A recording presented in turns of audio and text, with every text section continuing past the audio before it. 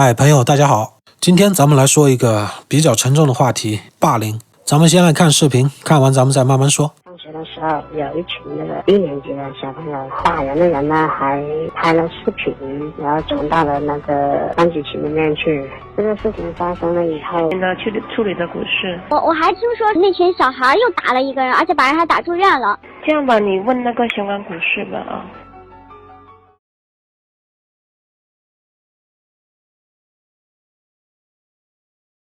视频上面的事情发生在11月12号，在广西柳州，4个人据说都是小学1年级的学生，然后你们也能看到下手之狠，特别是那个用棍子往头上打的那个小崽子，你们仔细看一下，那个已经完全不是一个正常人类能去做出来的事情。如果把同样的事情放在大人身上，那肯定是要判刑的。那个不是一般的治安拘留。那么问题来了，这些小学1年级的孩子做出这样的行为，他们必然要有一个模仿和学习的对象。那么这个模仿和学习的对象是谁呢？又是通过什么途径去学习的呢？我就在百度用学校霸凌或者是学生霸凌的关键词，然后做了一个搜索，搜索的结果居然有2360万个。数字触目惊心啊！我初步算了一下，如果按照这个数字，我打开每个链接，并且粗略浏览一眼，花30秒钟时间，每天看12个小时，我要花44年才能把这些页面看一遍。霸凌这个事情很容易就能让人联想到文化大革命。毛泽东不是说了吗？全国有5%的坏分子，剩下的95%的人得把这5%给揪出来，斗他们，弄死他们。这个事情啊，就是整个社会对5%的人的霸凌，不用任何的规则，也不用任何的法律，也不用任何的审判，直接揪出来，斗他们，弄死他们。要说这个事情对现在的小孩子怎么可能会有什么直接的影响呢？我觉得那还真的有。我在给我侄女辅导作业的时候，我就发现他们课本里边有着把这种暴力伤害美化的影子。刘胡兰从中华人民共和国建国开始就被毛泽东定义为英雄。在小学课本第4册里，有一篇大概300字的小文章，描述了刘胡兰被抓到以后临刑前的审判片段。先不说整个事情的真实程度有多少，就只来看他描述这种血淋淋的场景所用的词语。你看，比如说敌人把刘胡兰打得鲜血直流，敌人指着血淋淋的铡头说怎么样怎么样，刘胡兰说道要杀要砍有你们，于是又踏着烈士的鲜血走到了铡刀下。300字的一篇小文章里边提到了6次死，3次提到鲜血直流，6次提到了打死、杀死、铡死、枪毙等等的字眼。大家说一下，300个字的小文章，抛开前边的15次描述暴力、鲜血、死亡等等这些语句，那咱们再看一下还剩下几句正常的话。这是小学2年级的教材，我给我侄女辅导这个作业的时候，假期作业是让扩展阅读，阅读的材料呢好像是挺贵的那种书，可能是学校为了挣钱然后统一买统一发的，名字叫做刘胡兰的小故事，又是短短300个字左右的小文章，多少次提到殴打、鼻青脸肿，用了将近150个字来描述殴打以及被殴打、互相叫骂的场景。我就想问一句，这些编教材的傻逼们，你们到底要干嘛？暴力它不是1天2天就能形成的，遇到任何问题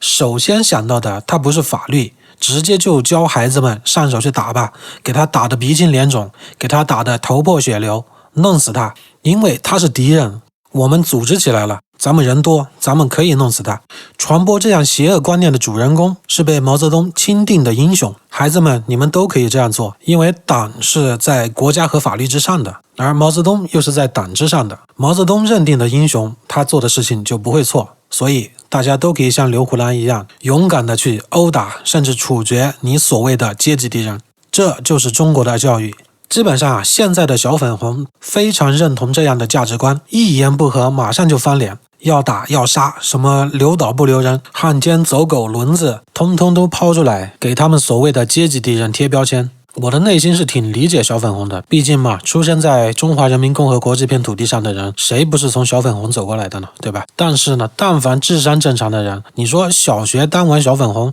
你到了初中、高中，到了大学，你还是粉红，那可有点说不过去了吧？在 YouTube 的留言里边，我们经常能看得到这样的跟帖，就比如说有一个人说出来一句话，然后惹这些小粉区不高兴了，如果这些小粉区得势了，就是说他们已经占据优势了，对于那种楼主完全没有反抗的帖子，他们会引来成千上万个小粉区在底下留言，并且谩骂攻击，因为他们很脆弱嘛。让他单独去面对一个强大的敌人，他通常会很心虚，所以他们要联合起来，组织起来，他们要站在一起，然后他们就觉得很安全。在这种条件下，然后他就开始自嗨了，然后他就找到自我了。就算在这一些人里边，我仍然相信大部分的人他肯定不是小粉红，因为在国内数年数十年的言论审查已经让相当多的人失去了大胆的说出自己内心想法的能力，那是一种条件反射式的对集权的屈服，所以说他们才是真正可怜的人。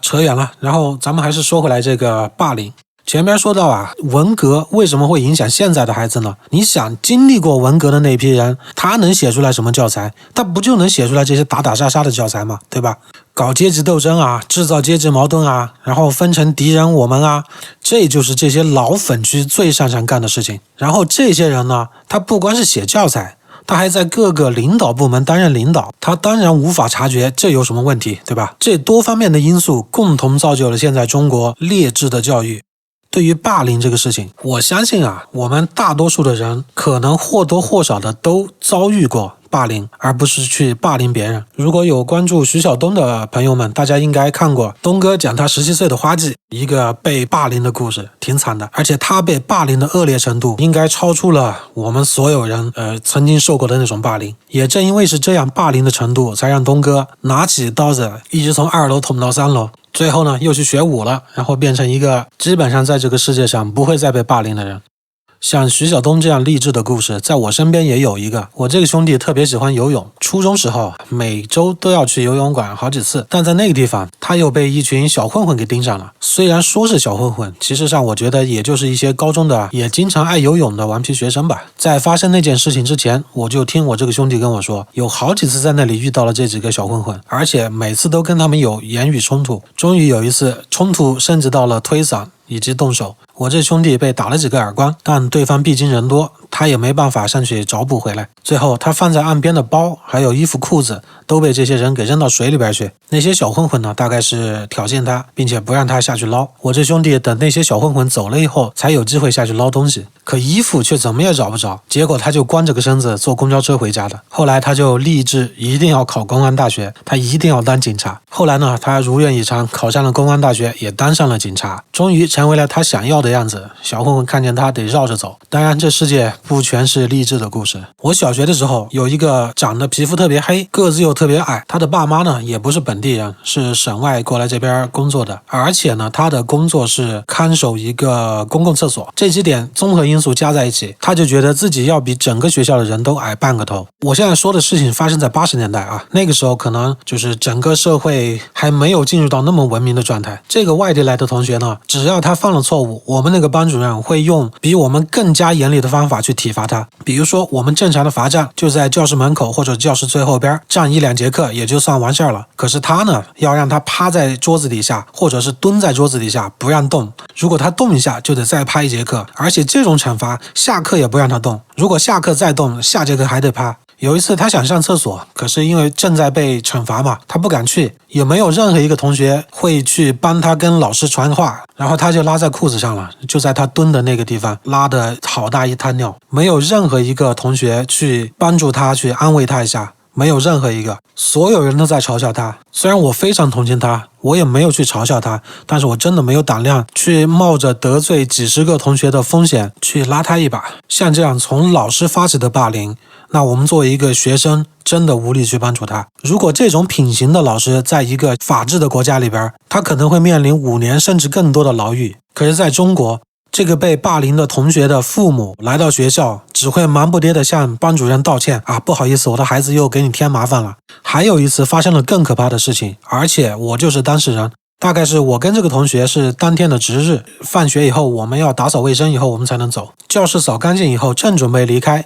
班里边最坏的那2个男生就进来了，他们手里边拿着一节摔碎的玻璃管，那个管子是做实验用的。他们走到这个同学旁边就跟他说，你用舌头去舔一下这个碎掉的玻璃管，让血顺着这个玻璃管升上来，让我们看一看你身上的血是不是跟你的皮肤一样黑。只要你这么弄了，以后我们就再也不打你了。然后这个同学就哭起来了，他说真的不行，那样很疼的，你们能不能换个地方，不要在舌头上弄。在当时那个场景好像是小学2年级吧，大概我自己也很害怕，我完全没有能力去阻止他们那样做。我背上书包，头也没有回的立刻走了。我非常清楚的记得，到了第2天，他的手上是缠着纱布的。当时没能上去帮他，这件事情肯定会跟随着我后半辈子，每每想起来都会遗憾。顺便说一下，这个同学在我大学毕业以后，我回到了我的老家，又遇到他了。他还在那个公共厕所，然后接了他爸爸妈妈的班，他在守那个公共厕所。像这样发生在青少年和儿童时期的霸凌，真的会改变一个人的人生轨迹。